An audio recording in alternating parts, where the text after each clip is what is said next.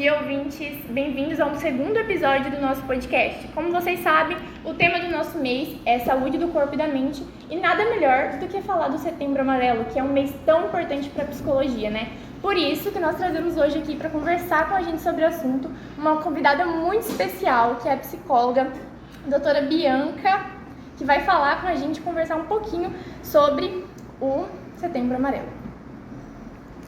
Bom dia, quero agradecer a oportunidade, vocês estão de parabéns, porque estamos aqui hoje num projeto inovador falando de algo que é tabu e as pessoas têm dificuldade de falar sobre isso. Bom, eu sou psicóloga, meu nome é Bianca Flávia Sanches, eu estou em Cidrolândia há 7 anos e a minha formação em psicologia, ela me trouxe essa demanda porque no meu último ano de faculdade, eu tive uma colega que suicidou.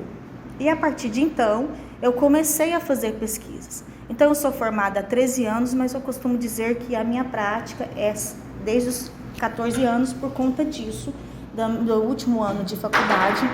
E lá eu formei em Goiânia, na Universidade Paulista, tivemos excelentes professores que nos deram apoio psicológico e fomos além disso, começamos a fazer estudos e práticas. Então lá eu fazia plantão psicológico e vinha muitas pessoas em risco de suicídio. A partir do momento que eu comecei a estudar, eu comecei a perceber que vinham mais. Por quê?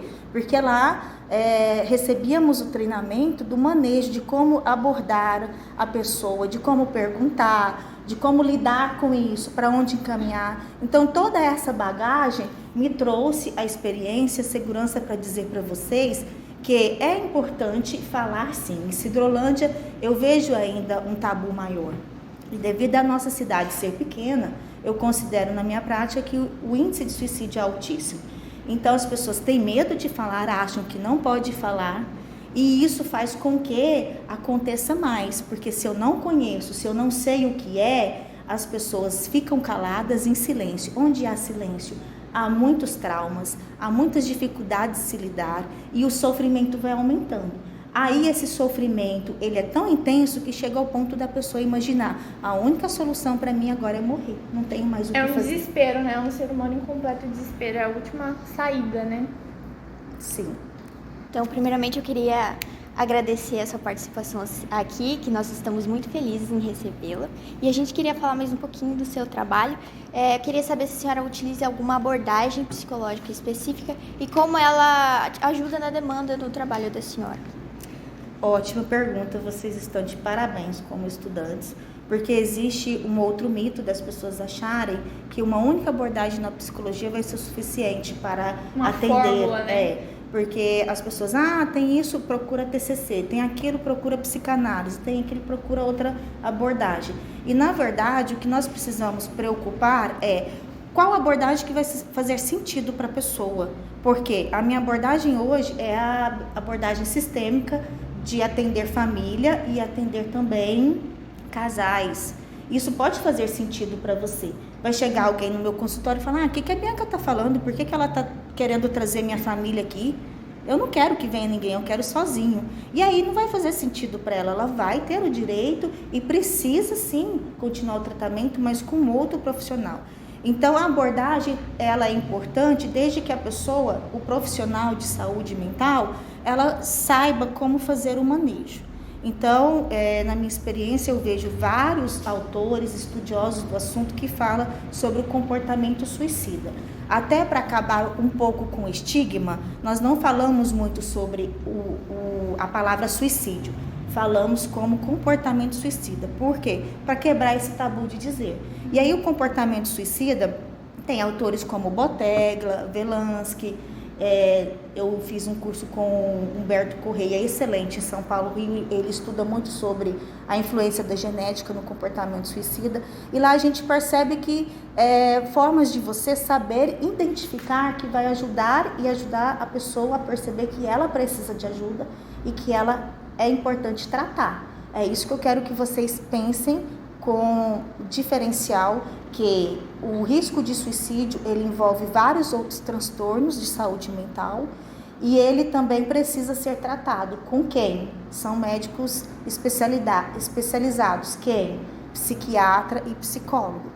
Então, eu não negocio. Está em risco de suicídio, ou pensando, ou planejando, ou tentando, vá para esses dois. Porque o médico, ele vai te medicar, ele vai avaliar se precisa de medicação. A medicação vai controlar os seus sintomas ali.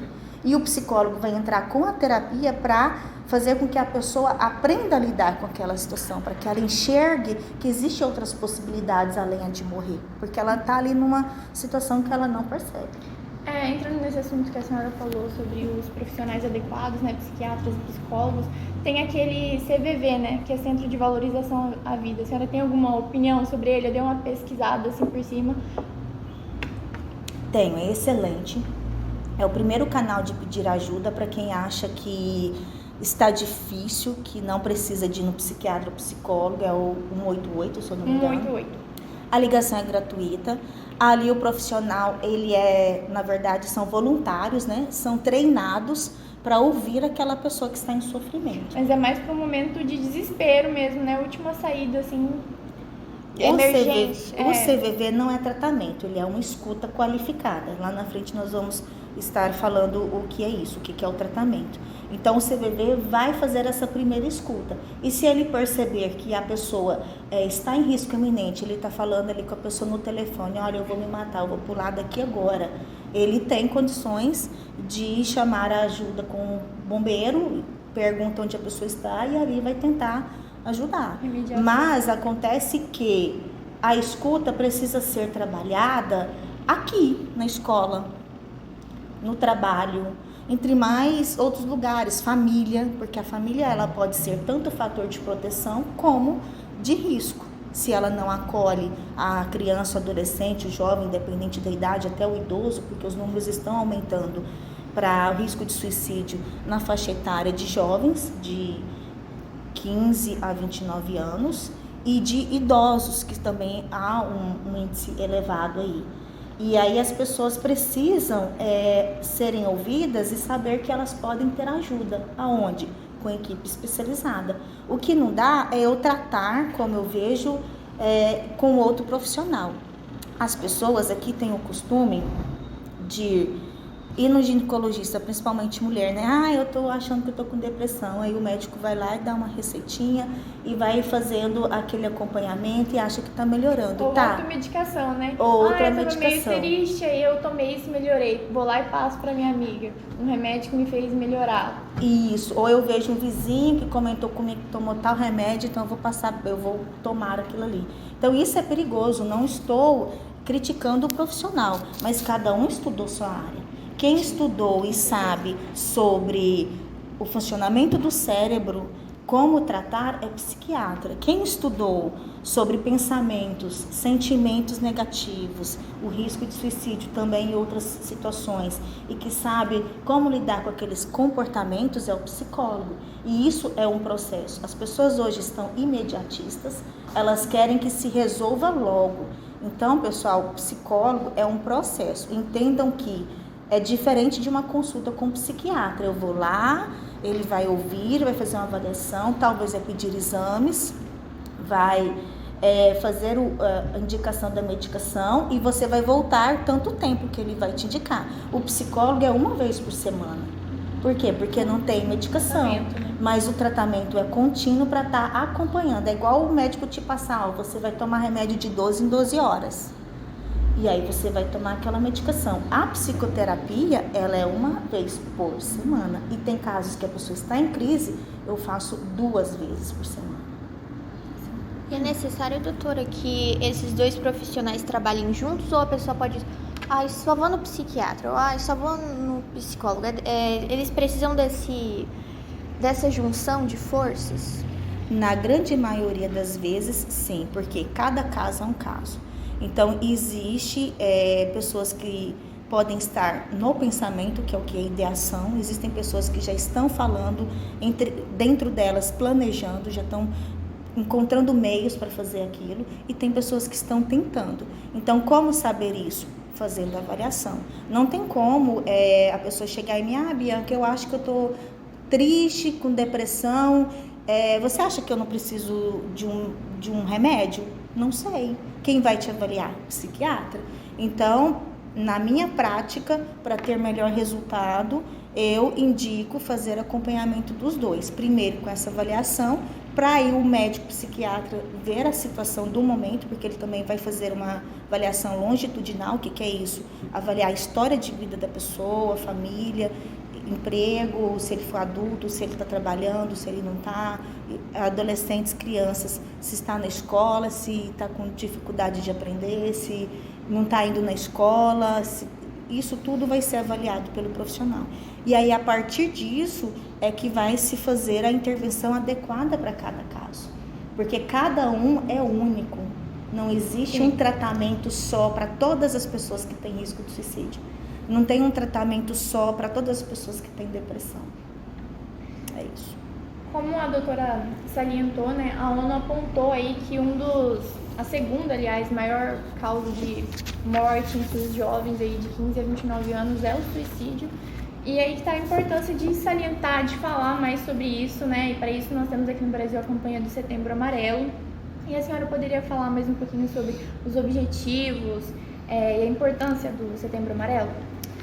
O Setembro Amarelo é uma campanha brasileira que surgiu em 2015. Ela é importantíssima porque desde 2006 existe já diretrizes, tem uma norma lá que veio de Brasília, que é lei, já deveria se estar fazendo projetos assim, programas para terem acesso à prevenção. E aí isso dificilmente está saindo do papel. Então por isso que eu falo que vocês são inovadores aqui, estamos saindo do papel. E a campanha do Setembro Amarelo é para conscientizar as pessoas da importância de falar sobre saúde mental. Porque saúde mental está ligada a um modo de funcionamento do cérebro que não está em funcionamento bom. Ele vai ser avaliado pelo psiquiatra. E aí as pessoas têm tanta facilidade de procurar a saúde física e acham que a saúde mental pode deixar de lado. Mas, gente, meu cérebro está grudado na minha cabeça. A minha cabeça está grudada no meu corpo. Então, somos integrados. Não tem como eu separar o meu cérebro da minha mente. Se eu estou com um pensamento ruim, se eu estou me sentindo mal, isso vai afetar o meu comportamento. E aí eu quero que vocês pensem também que o comportamento suicídio ele é multifatorial. Por quê? É muito comum entre os adolescentes, eu vejo assim, tem a notícia que fulano perdeu o namorado, a namorada. Se for um rapaz, perdeu a namorada. E aí ele suicidou. Aí as pessoas começam, nossa, você viu? Fulano morreu porque fulana, nananana. Ah, porque brigou com o pai e a mãe. Ah, porque... Gente, isso... O que os estudos comprovam é que foi um fator desencadeante, mas não foi só isso. Então, existem muitos outros fatores que o profissional vai avaliar. Primeiro, sexo, idade, porque os homens cometem mais suicídio do que as mulheres tentam mais. Mas os homens, quando eles cometem o suicídio, é fatal. Raramente ele sobrevive para estar fazendo uma nova tentativa. Só que os números de 2022, agora da Organização Mundial da Saúde, trouxe um dado alarmante. Entre as mulheres já está aumentando esse comportamento, está aumentando o número. Então, a gente precisa pensar o que fazer. E esse é o primeiro caminho que vocês estão fazendo, da gente falar. Da gente procurar a pessoa certa para fazer o tratamento e da gente saber que saúde mental é importante como a saúde física e entender esses vários fatores, porque pode ser fator genético que pode estar influenciando, que é isso, história na família. Normalmente, uma pessoa que tenta, ela teve um histórico na família, alguém fez isso. E se não fez, ele tem histórico de transtornos mentais. Quais são os transtornos mentais mais comuns? Primeiro deles, que é o campeão, transtornos depressivos, transtornos ansiosos, transtornos por uso de substância. Quais os jovens mais utilizam hoje? Álcool, tabaco, maconha. Então, se a pessoa está por efeito de maconha e de álcool, ela vai se sentir empoderada para fazer aquilo que ela está querendo. Ela vai se matar por efeito disso. E as pessoas esquecem. E outra, não é só depressão e ansiedade. Existem transtornos como transtorno bipolar, transtorno de personalidade borderline, que estão em altíssimo risco. Sim. E isso tudo é feito um acompanhamento adequado com o psiquiatra e psicólogo juntos. Até é uma equipe. E a família. A pessoa, né, como tendo o transtorno de borderline ou de bipolaridade, é preciso um diagnóstico com um profissional, né? Exato. E vocês, jovens, que têm o hábito de estarem pesquisando no Google, na internet, não se autodiagnostiquem. Eu até trouxe, por curiosidade, o livro que nós profissionais estudamos, que foi lançado esse ano em janeiro, é o DSM-5-TR. Então, os profissionais que estão atualizados já estão utilizando esse novo manual. Vai sair a qualquer momento o CID-11, ainda estamos trabalhando no CID-10, que é justamente aquele CID, quando você pega o atestado e está lá, CID-F alguma coisa. Então, esse CID é para quê? Não é para ficar apontando o dedo, fulano está com depressão e chega aqui na escola, todo mundo fica sabendo, está fazendo acompanhamento psicológico, lá, fulano está com depressão. Não é para apontar o dedo para falar que a pessoa está em depressão. Para que serve o diagnóstico? Para tratamento correto. Porque existem muitas pessoas que estão com o diagnóstico errado, fazendo o tratamento errado e não está tendo melhora. E se ela não está tendo melhora, o risco dela cometer o suicídio vai ser elevado. Então, nós precisamos também pensar que, além do diagnóstico, é fundamental seguir o tratamento. Porque na minha prática, no consultório, eu vejo que as pessoas começam e não terminam. Elas mesmas se dão alta. Elas mesmas abandonam o tratamento. Às vezes faz uma ou duas sessões e fala, não, eu já tô melhor, já parei de me sentir mal, já me resolvi, já descobri tudo sobre mim, né? Já me autoconheci, não preciso mais. E não volta nunca mais, né, doutora? Isso. Então, é um processo, às vezes, depende da pessoa, pode ser demorado, pode ser breve. Então, isso tudo vai ser acompanhado pelo profissional. E o profissional que vai dizer, né, se você já tem melhor ou se não, tem que continuar. Então, doutora, em relação a esse fator genético que a senhora citou, esse fator genético é um fator determinante para que a pessoa cometa o suicídio? Excelente pergunta. O fator genético, ele é importante, só que ele não é a única causa do risco de suicídio. Por quê? Porque além da história familiar, é importante a gente entender quem é essa pessoa, como ela está, como ela lida com a dificuldade dela e entender o ambiente que ela vive, como que, se for uma adolescente, como que está na escola, sofreu algum abuso, algum conflito com algum colega de escola, como que está o trabalho desse adulto, não estou conseguindo lidar com o meu chefe, me estresso todo dia, e isso também pode ser algo muito difícil para a pessoa lidar. E aí perceber qual outro fator, o cultural, a cultura determina muito o que a gente pode ou não fazer, o que a gente deve ou não falar. Então, se provavelmente eu esqueci seu nome? Bárbara, me perdoe. Se a Bárbara chegar aqui na escola amanhã falando, eu estou com depressão, fui na Bianca, que é psicóloga, aposto que vai ter meia dúzia de gente apontando o dedo para ela e rindo dela, fazendo bullying.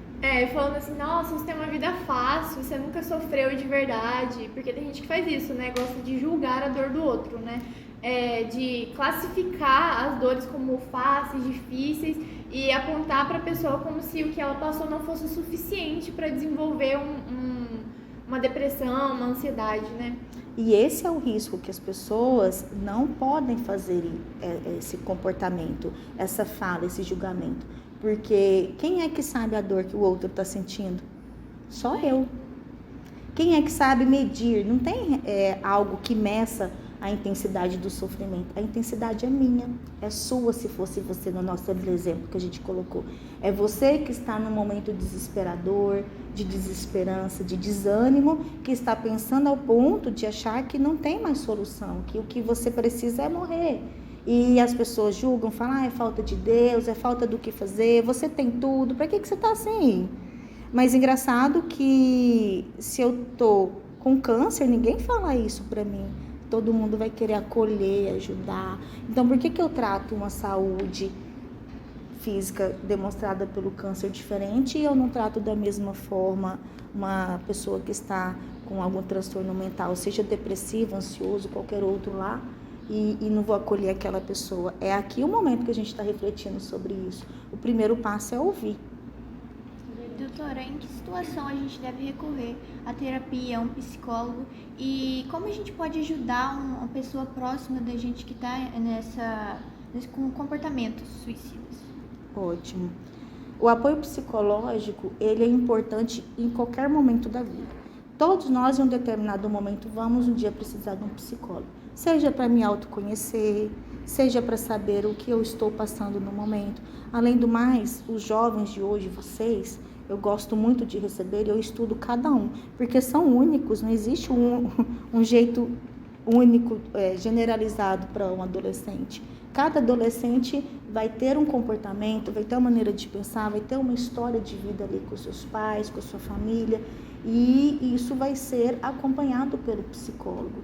Então, se você percebe que tem uma dor intensa, que está insuportável, está trazendo prejuízo para você, independente de idade, qual o prejuízo que está me trazendo? Não estou conseguindo ir para a escola, estou tendo más notas, estou me isolando no trabalho, não aguento mais o trabalho, eu preciso só dormir, eu quero ficar em casa. Na igreja, eu não suporto olhar para a cara daquela pessoa lá na igreja. Então, assim, está causando prejuízo em várias áreas. Procure ajuda. E também é importante saber que tem a intensidade e tem a frequência. Normalmente, a pessoa que está em sofrimento intenso, acontece isso quase todos os dias. Por isso que é diferente saber diagnosticar depressão, de tristeza, de melancolia, e do que a pessoa está vivendo, para poder ela ter o diagnóstico e o tratamento correto.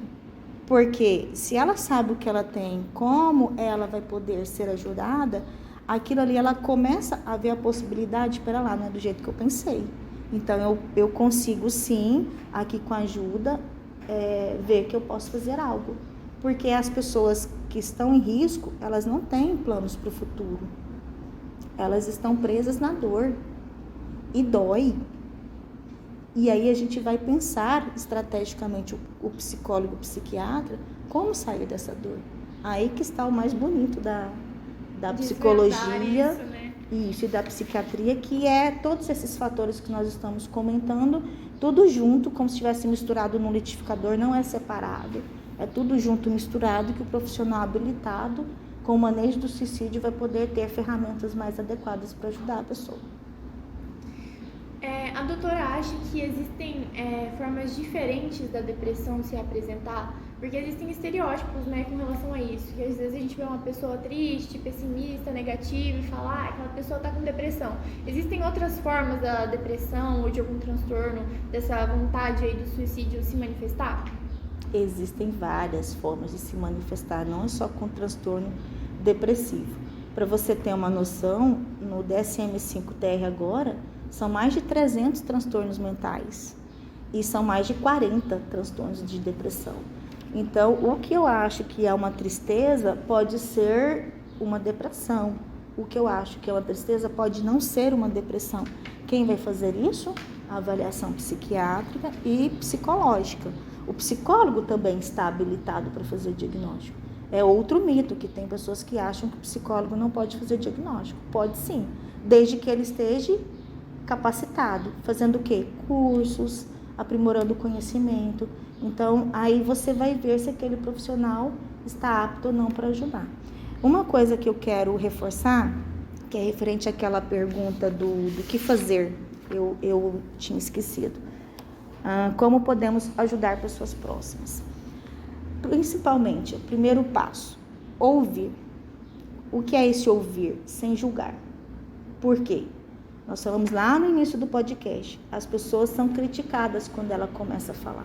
Se a Bárbara chegar na escola e falar assim, eu estou horrível, eu estou péssima, eu não queria nem vir, nem queria estar aqui, alguém vai julgar ela, alguém vai criticar, mas por lá, você tem tudo. Por que você está pensando nisso? É frescura. E isso não é frescura, é uma dor, é uma ferida que está lá dentro e ela pode ser tratada. E aí você ouve aquela pessoa, não julga. Se você não sabe o que falar, não fale nada, só ouve. O segundo passo é incentivar essa pessoa a procurar ajuda. Por quê? Porque ela vai precisar de tratamento. Com quem? Psiquiatra e psicólogo. Então não banque sozinho ajudar, porque vocês têm a mania, nós adolescentes e jovens, de achar ele é meu melhor amigo, eu vou ajudar ele, eu vou conseguir ajudar. Não banque isso sozinho a gente não dá conta. E até aí faça... Nós temos estrutura, né? Porque é uma coisa muito complexa, como a senhora falou, até como profissional, desmistificar tudo aquilo, como que a gente sem uma estrutura, um conhecimento vai dar um diagnóstico, vai dar uma ajuda, um suporte. a gente pode ouvir, ser uma rede de apoio, mas a ajuda mesmo vem de alguém capacitado, né? Isso. E o terceiro passo que eu vejo que é importante é acolher. O que é acolher? É esse ouvir sem julgar, mas acima de tudo, deixar aquela pessoa ter confiança em você para falar. Porque eu já vi isso acontecer. Olha, doutora, você falou para mim conversar, eu me arrependi, porque eu fui falar lá na minha escola, aí o outro falou para o outro, que falou para o outro, e virou gozação na escola. E virou motivo de bullying. Então, além de ouvir, gente, nós precisamos ter o respeito pelo outro. Acolher aquela dor é você guardar para você. Se você vê que tem coisas que ele precisa pedir ajuda, não banque sozinho. Então, eu falo, eu vou falar com alguém que você goste, para você pedir ajuda, para você ir fazer esse tratamento. Mas eu não posso estar aqui só te ouvindo. Eu vou te ouvir, eu vou ser sua rede de apoio. Mas não sai falando isso para todos. Então, esses passos são fundamentais para aqui na escola, na comunidade, todos nós sermos capacitados para ajudar alguém. E depois disso, saiba como que funciona a sua rede. Aqui em Civilândia, nós temos o SUS, nós temos psiquiatras, psicólogos gratuitos.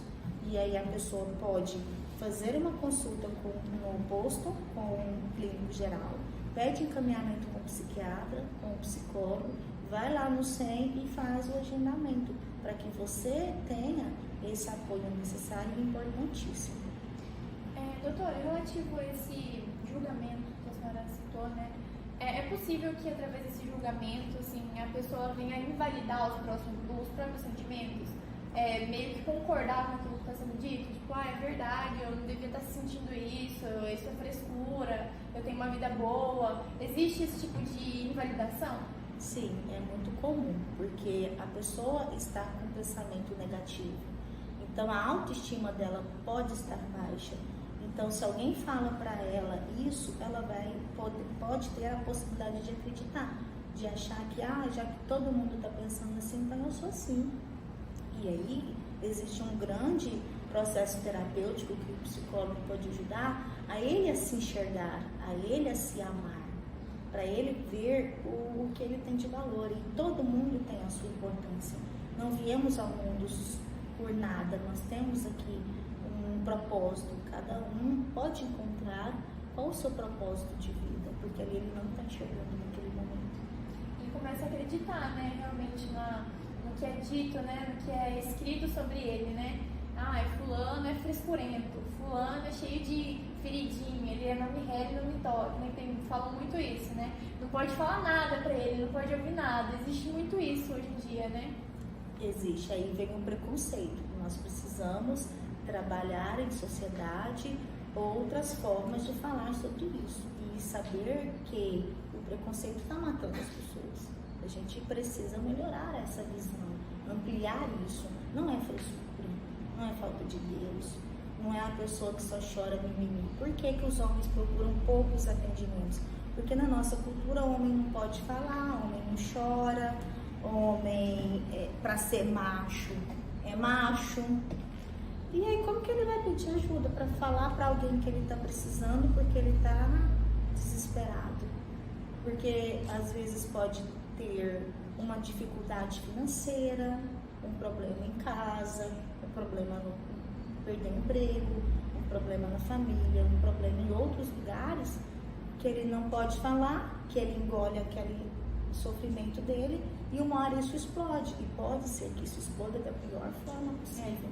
E é aqui que nós queremos evitar, onde entra a prevenção. E a campanha do Setembro Amarelo é para pensarmos sobre isso, para a gente dizer, é possível falar a dor, precisamos falar sobre ela. Existe esse medo, né, dele se achar como fraco, como frágil, e existe muito isso do homem, eu quero mostrar que sou macho, que eu preciso de ajuda, que sou imbatível, e isso acaba atrapalhando muito. Sim. E homens, peçam ajuda, não é sinal de frescura, não é sinal de que você é fraco. Pelo contrário, é sinal de coragem, porque você está tendo coragem de pedir ajuda e fazer a diferença. E através de você, novos homens vão ter essa sensibilidade e serem encorajados de pedir ajuda também. Mediante a isso, então, atos aí de ajuda que nós podemos oferecer às pessoas que estão ao nosso redor? Que atividades a gente pode incentivar, que ajudam a afastar as ideias suicidas? E como que o esporte se relaciona com a saúde mental, doutora? Totalmente se relaciona, porque como iniciamos falando, né, saúde mental está ligada à saúde física. É uma coisa só, quase, né? O corpo precisa das duas para funcionar, né? Isso. Então, quando o paciente está comigo em algum tempo, eu sempre observo como ele está. Se está com uso de medicação, se ele está com humor controlado, se ele já está começando a melhorar aqueles pensamentos negativos, aquele traço de personalidade, de irritabilidade, de impulsividade. Daí é feito a avaliação da atividade física. Por quê? Porque o nosso cérebro, ele precisa de serotonina e dopamina. O que é isso? Serotonina é a sensação de prazer, que quando a pessoa tem um transtorno de depressão, aquilo está baixo. Então, ela vai precisar da medicação e vai precisar também liberar isso no corpo de forma natural. Como? Atividade física. E aí entra um profissional importantíssimo na minha área, que pode ser o ortopedista, o educador físico, para fazer essa avaliação da pessoa, do que ela pode fazer. Porque não adianta, Bárbara, eu falar para você, vai correr a maratona daqui 5 quilômetros, se você não tem preparo físico, se você pode estar com algum problema no coração, ou, por exemplo, tem idosos que eu atendo que tem problema de coluna. Eu não sei qual que é a atividade melhor para ela. Então, eu vou precisar também da avaliação desse outro profissional. E aí, ele vai saber o que indicar, nós vamos acompanhando e a pessoa... E relativo a isso também tem a questão de se identificar, né? Naturalmente a gente se identifica mais com alguns esportes do que outros, né? Além da saúde física, de não poder correr 10 quilômetros seguidos, mas às vezes talvez eu possa gostar mais de natação, mais de outro esporte que vai me incentivar mais, né? Perfeito. Porque você precisa fazer algo que te dê prazer, não é eu que vou determinar para você o que você gosta. Você vai saber falar para mim o que eu gosto, o que você gosta. E aí você vai fazer aquilo para poder te ajudar. E lembrando, pessoal, que o esporte, ele muda a vida das pessoas. Então, precisamos sim. E é um excelente profissional para estar ajudando também até no tratamento disso. Então, o tratamento do risco de suicídio não é só com psiquiatra e psicólogo. Vai fazer, se necessário, essa avaliação, por exemplo, com o ortopedista, a pessoa da área física, e pode ser necessária a avaliação clínica. O que é isso? Fazer exame de sangue, fazer exame hormonal, porque existem casos que a mulher, principalmente, tem a tendência de diminuir os seus hormônios ou aumentar.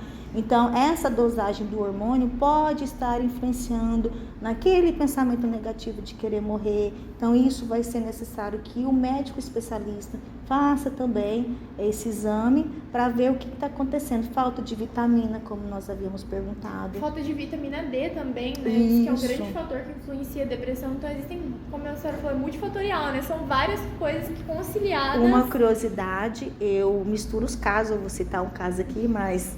Eu já atendi em Goiânia, atendo aqui, eu já atendi na saúde, na assistência. Eu vou misturar a situação. Eu atendi uma pessoa que ela chegou para mim não com a temática do suicídio. Estava com uma outra situação, era a questão de luto. E no luto estava demonstrando sinais de depressão, mas não fechou diagnóstico para depressão. Fui pedir para fazer uma avaliação. Fez a avaliação, o que era? Falta de vitamina B12. Então, essa vitamina também ela é importantíssima. Além dela, os hormônios, o hipotiroidismo, ele também é um fator de risco. Então, tudo isso precisa ser avaliado. Eu sozinho, o psiquiatra sozinho, não estamos. Não é só eles o necessário, é isso que eu quero que vocês entendam. Conforme vai se aprofundando o acompanhamento ali... É uma equipe, né? É uma equipe e o profissional vai chamando outros profissionais para fazer esse tratamento adequado. Por isso que eu falo que não é um tratamento geral para todos. Isso é feito com acompanhamento, isso é feito com essa expertise do profissional. Nossa, pera lá, será que ela fez exame? Vamos ver como que tá, né? É como um nutricionista, né? Não é uma dieta igual para todo mundo. Você vai no nutricionista, ele vai avaliar o seu corpo, como ele funciona, o seu metabolismo e vai passar uma coisa própria para você, personalizada. Isso. Então, eu agradeço a oportunidade de vocês. Embora a campanha seja realizada no mês de setembro, a prevenção do suicídio tem que acontecer durante o ano todo. Busque ajuda se você está precisando. Você não vai ser taxado, você não é fraco por buscar ajuda, você é muito forte por buscar ajuda. Doutora, que mensagem a senhora deixa aqui para quem está com problemas, está enfrentando problemas com a saúde mental? É exatamente essa que você está finalizando. Procure ajuda. Se está difícil chegar direto no psicólogo, no psiquiatra, procure alguém da sua confiança. Converse. Saiba que há sim uma solução e você vai precisar também de um apoio especializado, de um psiquiatra, de um psicólogo, de todos que estão em sua volta para te ajudar. Lembrando que eu atendo essa temática e aonde tiver pessoas que estejam interessadas a ter palestras, eu me coloco à disposição. Amanhã eu vou estar fazendo uma palestra numa igreja, convido todos que quiserem ir, na Igreja Brasa Viva. Lá vamos falar sobre a família como fator de proteção. Então, onde quiser, só me chamar. Tenho o Instagram, Bianca Sanches Psi, vocês depois coloquem aí para ter acesso. Tenho meu contato, telefone. Hoje eu não atendo na rede pública, hoje eu atendo no consultório, mas podemos, se for o caso, dar algumas orientações ou chegar até mim para algum tratamento específico e saibam que precisamos falar sobre isso. E mais vezes, porque a campanha ela não pode finalizar no mês de setembro, ela continua o ano todo. Então, todas as vezes que quiserem, estou aqui à disposição, podem chamar, que estaremos falando sobre esse tema e outros que também têm a ver com o tema, mas que não é necessariamente só o risco de suicídio. Porque há um tabu de dizer assim, mas a Bianca vai falar só sobre o suicídio? Não, porque ele tem fatores de proteção, a gente pode falar sobre isso. Bom, pessoal, nós estamos chegando ao fim do nosso episódio 2 do nosso podcast Fora de Sala. Primeiramente, nós queremos agradecer à doutora Bianca, que se disponibilizou, apoiou totalmente a nossa causa com muito amor, empatia e amor pela profissão, amor esse que hoje, pelo menos para mim, acho que eu posso dizer por todos aqui, aumentou grandemente, porque é uma profissão linda, que salva vidas. Tô até me arrepiando, que hoje em dia ainda tem se tornado cada vez mais notória e é digna de parabenizações, viu, doutora? Muito obrigada pela sua presença aqui. Muito obrigada a todos os roteiristas também que ajudaram, editaram e estão aqui por trás das câmeras fazendo esse podcast acontecer para vocês. Espero que nós também tenhamos ajudado vocês. Se você está com algum problema na sua vida, peça ajuda, não tenha medo. Espero que nós tenhamos ajudado realmente você a se entender e a se autoconhecer. Muito obrigada pela atenção. E nós queremos para agradecer a doutora por ter vindo aqui. Nós fazemos um miminho, uma lembrancinha para a senhora. Muito obrigada por ter vindo aqui compartilhar esse momento tão precioso com a gente. Obrigada, gente. Obrigada. Até a breve. Até a próxima.